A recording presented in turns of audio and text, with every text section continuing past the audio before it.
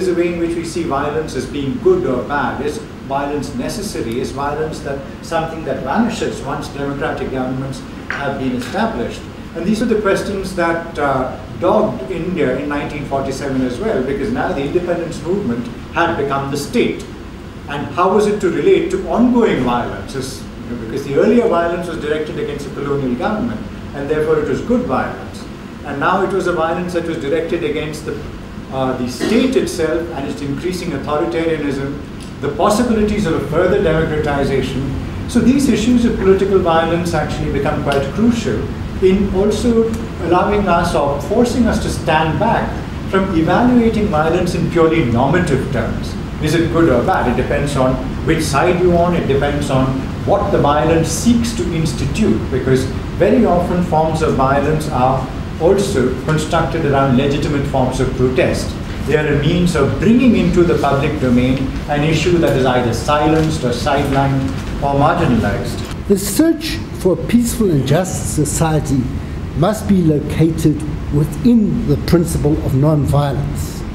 The current use of militaristic representations and singing "Kill the Boer" are not only decontextualized, but also dehumanizing of those who are killed. John Hoffman argues that this feeds into seeing people as things in order to commit violence against them.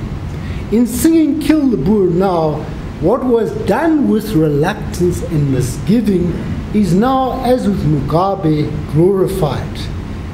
Hoffman says, "This, I think, is a crucial difference between the old ANC position, which was implicitly motivated by an ethic of non-violence, and the ZANU one.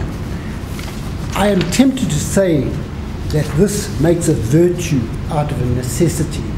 Incidentally, Lenin had referred to both Stalin and Trotsky as doing this.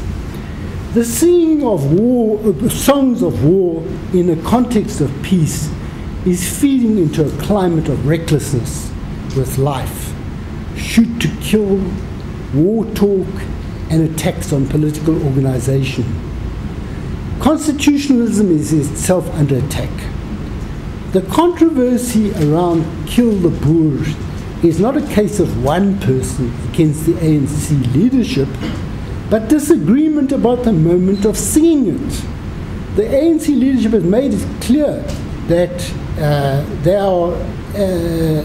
they regard it as part of their heritage, and before the killing of Terre Blanche, they supported it as a legitimate activity. When used by Peter Mokaba in the early 1990s, it was not a song, it was a phrase within a toy chant. "Kill the Boer, kill the farmer, how, how." This was stopped by the ANC of the time.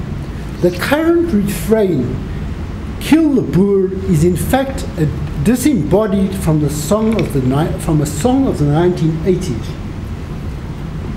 that relates to a young man appealing to his mother to let him go and fight for freedom.